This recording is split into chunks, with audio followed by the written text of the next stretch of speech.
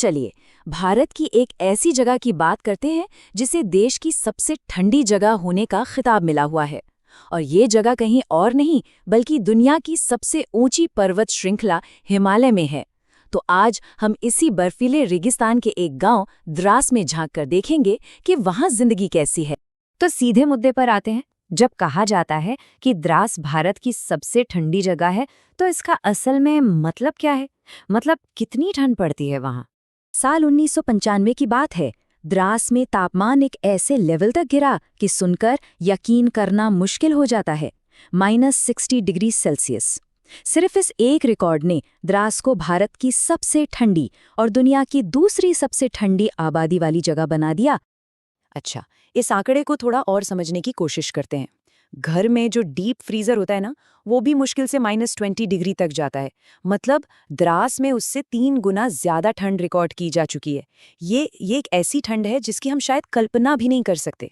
लेकिन सबसे हैरान करने वाली बात तो ये है कि इन जानलेवा हालात के बावजूद 22,000 से ज्यादा लोग द्रास को अपना घर कहते हैं। और वो सिर्फ जी नहीं रहे बल्कि फल फूल रहे हैं। तो सवाल यही उठता है कि आखिर वो ये करते कैसे हैं? चलिए इस रहस्य को सुलझाते हैं। इसका जवाब मिलना शुरू होता है वहां के खास तरह के आर्किटेक्चर से। मतलब ये समझते हैं कि वहां के घर आखिर इस जानलेवा ठंड का सामना करने के लिए बनाए कैसे जाते हैं। वहाँ के जो पारंपरिक मिट्टी के घर होते हैं ना, वो ठंड के खिलाफ किसी किले से कम नहीं है। ठंडी हवा को अंदर आने से रोकने के लिए एक नहीं कई दरवाजे और गलियारे होते हैं। सर्दियों में तो खिड़कियों को फिल्म से एकदम सील कर दिया जाता है।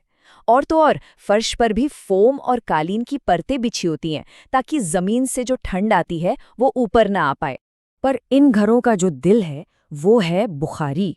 ये एक तरह का पारंपरिक हीटर है जिसमें लकड़ी और गोबर के उपले जलाए जाते हैं। ये सिर्फ कमरे को गर्म ही नहीं रखता बल्कि खाना भी इसी पर बनता है। सच पूछिए तो ये हर घर की जीवन रेखा है। अच्छा, अब घर की गर्माहट से निकलकर बाहर की बर्फीली दुनिया में कदम रखते हैं। चलिए देखते हैं कि यहाँ रोज की जिंदगी कैसी होती है, जहाँ छोटे मोटे आम से लगने वाले काम भी एक बहुत बड़ी चुनौती बन जाते हैं। जरा सोच कर देखिए, पानी के लिए हैंडपंप का इस्तेमाल करना पड़ता है। क्यों? क्योंकि सारी पाइपलाइनें जम चुकी होती हैं और जैसे ही पानी पंप से बाहर आता है कुछ ही सेकंड में वो फिर से बर्फ बन जाता है। यहाँ तक कि रात में सोने के लिए भी बुखारी जलने के बावजूद कई कई कंबल और रजाइयों की जरूरत पड़ती है। और अगर कपड़ों की बात करें तो वहाँ के एक निवासी ने इस चुनौती को बहुत अच्छे से समझाया है। देखिए, यहाँ कपड़े धोना एक बात है, लेकिन उन्हें सुखाना वो तो बिल्कुल ही अलग कहानी है।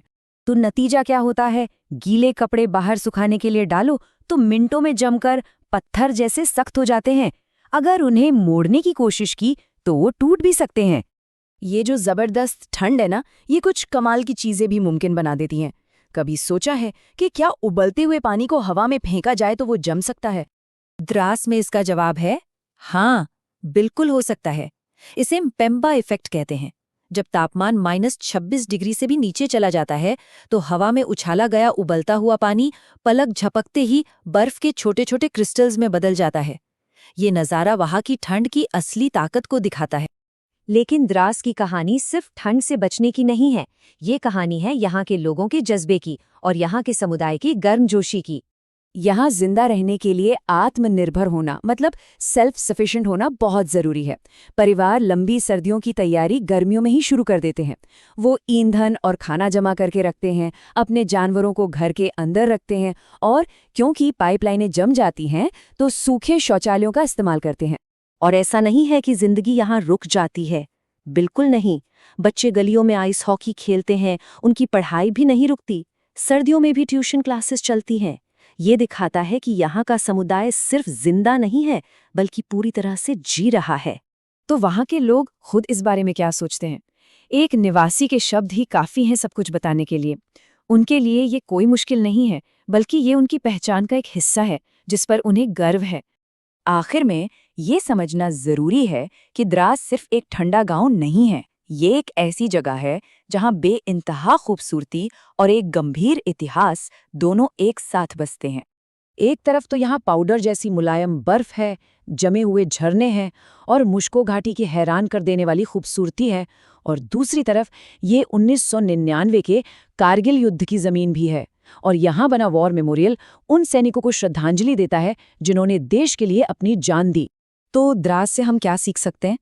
शायद सबसे बड़ा सबक यही है, द्रास के लोगों ने ये साबित किया है कि जीने के लिए सिर्फ सही सुविधाएं होना ही काफ़ी नहीं है, बल्कि सही नज़रिया, सही एटीट्यूड होना भी उतना ही ज़रूरी है। और इसी के दम पर इंसान सबसे मुश्किल हालातों में भी खुशी से जी सकता है। और ये हमें एक सवाल के साथ छोड़ जाता है, द्रास जैसी जगहें हमें इंसानी जज्बे की ताकत और किसी भी चुनौती के हिसाब से ढल जाने की हमारी काबिलियत के बारे में क्या सिखाती हैं?